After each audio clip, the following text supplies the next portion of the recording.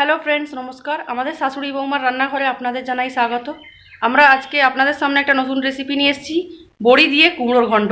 বড়ি দিয়ে লাউ ঘন্ট তো আপনারা খেয়েই থাকেন, কিন্তু এটা হচ্ছে বড়ি দিয়ে কুমড়োর ঘন্ট।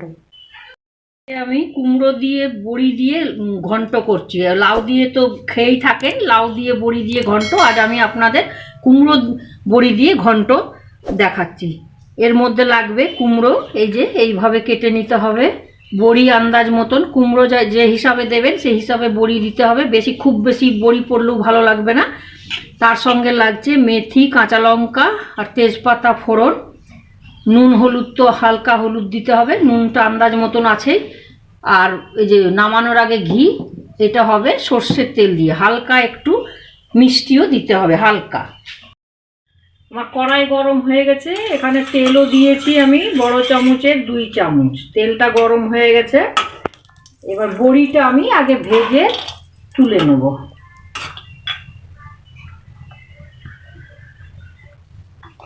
হালকা গোলাপি, বেশি কড়া করে বড়ি ভাজবে না, তাহলে সেদ্ধ হতে আবার মুশকিল হয়।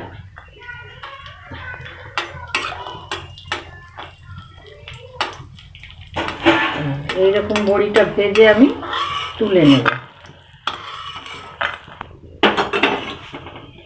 এরপর মেথি, কাঁচা লঙ্কা একটা আর তেজপাতা ফোড়ন দেব। গ্যাসটা কমিয়ে দেবো, ফোড়নটা যেন না পড়ে হালকা গোলাপি হবে। এবার কুমড়োটা ছেড়ে দেব।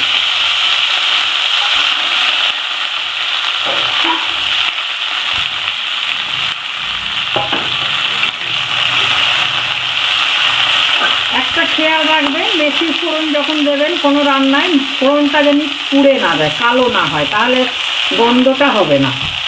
মেথি ফোড়নের যে একটা সুন্দর গন্ধ, সেটা হবে না।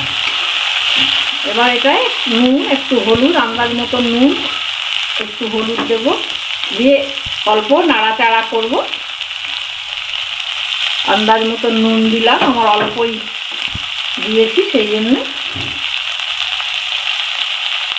হলুদটাও অল্পই দিলাম। এবার এটা একটু নাড়াচাড়া করে জল দেব।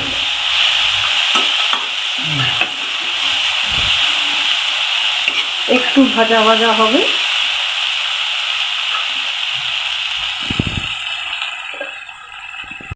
হালকা একটু লাল লাল, অল্প অল্প লাল লাল ভাজা করে এবার আন্দাজ মতন কুমড়োটা সেদ্ধ হওয়ার মতন জল দেবো।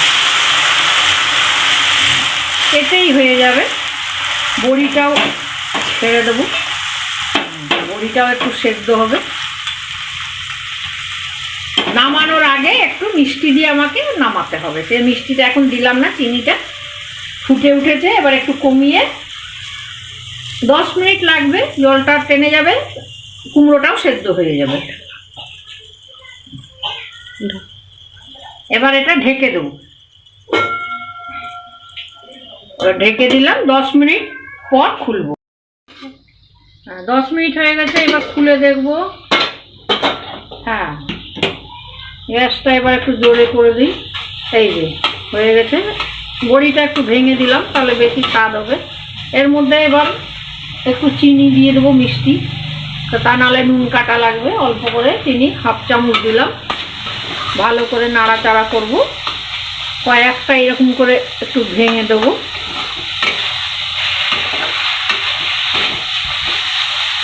একদম মাখা মাখা হয়ে গেছে। এবার একটু ঘি দেব, এই 1/2 চামচ ঘি দিলাম।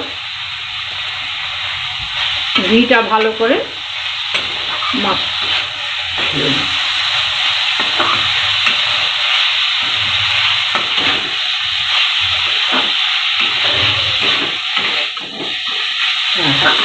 এই হয়ে গেল। এবার এটা একটা পাত্রে ঢেলে ভাতের সঙ্গে পরিবেশন করে গ্যাসটা বন্ধ করে দিলাম।